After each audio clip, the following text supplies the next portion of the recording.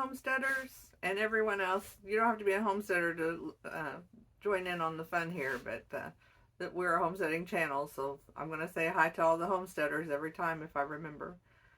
It's March. Yay! March is here. Uh, did March come in like a lion or a lamb at your place? It's going to be very pleasant here today, nice and warm and sunny and mild, so I'm going to say it came in like a lamb here, and hopefully it stays that way for a while. I've had enough of the winter and ice, and I'd like to enjoy some nice warm days. Um, since it's the first day of a new month, it's also time for our challenge. Yay! So let me get that up. Every month, on the first of the month, we host a week-long challenge about preparedness. And in January, our challenge was to go a week with no cell phone, which was fun and interesting. Not, but we got through it. And in February, the challenge was to go a week without going to the grocery store, which was super easy for us, but was a great topic of conversation and things to think about if you aren't a prepper or if you don't stock up. So that's what we've done so far. We've managed just fine. And this week we've got a new challenge, and it is, I need to find a drum roll.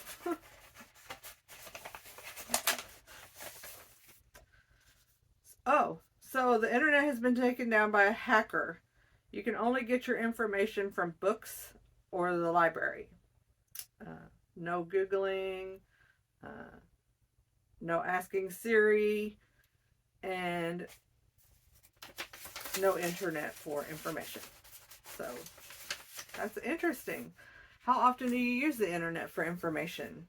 I bet you don't even realize how much you do. I know I didn't until I started thinking about this challenge, but we Google a lot here. So some examples are, last fall we went on a road trip to the Smokies, and we had a great time, but our van had some kind of glitch going on and it wouldn't shift out of park.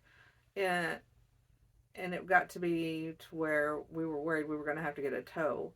And so we got on and asked Google, about our van, and we found out it was a common issue and how to work around it until we could get home to have it looked at a garage. So it definitely saved us a ton of money doing that and a lot of headache because there's nothing like being out of town and having road trouble. But it was an easy fix, and then we were on our way and we didn't have to worry about it again.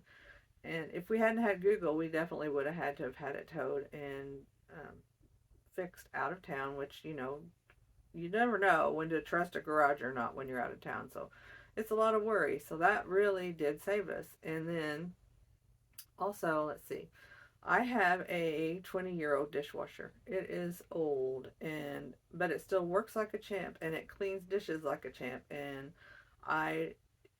getting a new dishwasher is hit or miss with how well it's going to work, just like any other appliance nowadays. And so I really don't want to replace it, but a part did break on it. And my husband got on the internet and found out by using the make and model number what part number we needed to replace, and he had it fixed in a couple hours. And woohoo, I'm still using that same old dishwasher that works so well.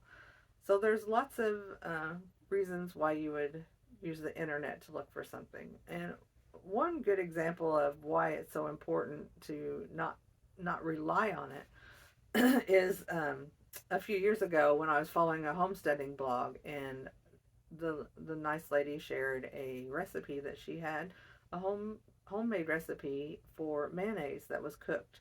Now that might sound a little odd. We all know that mayonnaise is made from raw eggs, but so let's get this out here. Mayonnaise does not keep very long because it's made of raw eggs, and this recipe was cooked.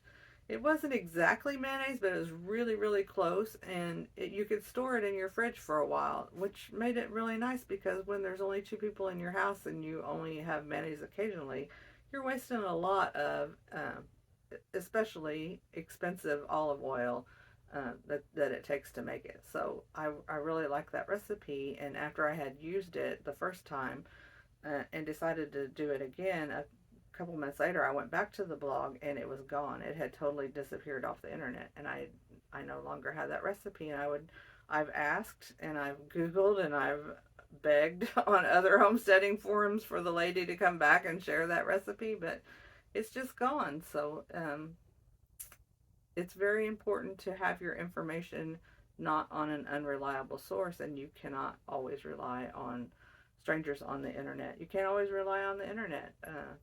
There's hackers all over the world, and if they're willing to take down big corporations like they have the last few years, they will eventually take down a municipality or a big information zone, and you won't have it. So it's important to be able to get your information in places besides the internet. So that being said, our challenge this week is to not use the internet for learning. And to add on to that, I'm going to be working on moving some of the information that I have in bookmarks and stuff onto a hard drive so that I'll always be able to find them. Just yesterday, I was watching a really popular YouTuber in the prepping community make a 5-gallon bucket planter that waters itself, so you don't have to put water in it every day. And it was a really good idea. It's not something that I personally would use, but I can imagine it would help tons of gardeners, especially people with small spaces. And I was just, when I was watching that, thinking, I hope that that video doesn't get lost, because he makes a lot of videos, and so if I really wanted to do it, I would be downloading that and figuring out a way to save it. So anyway, I'm going to be doing that. And for the giveaway this week on this challenge, we will be giving away this 2.5 inch external hard drive. So in order to be entered to win, all you need to do is leave a comment on this video. That I'll be posting updates on the challenge, so don't comment on those videos. It has to be on this video only, because I'll draw from the comments on this video on March 8th. So get your entry in by leaving a comment on this video. Tell us what you look for on the internet. Tell us how you find information without the internet, and share in the conversation. Join us in the challenge if you want.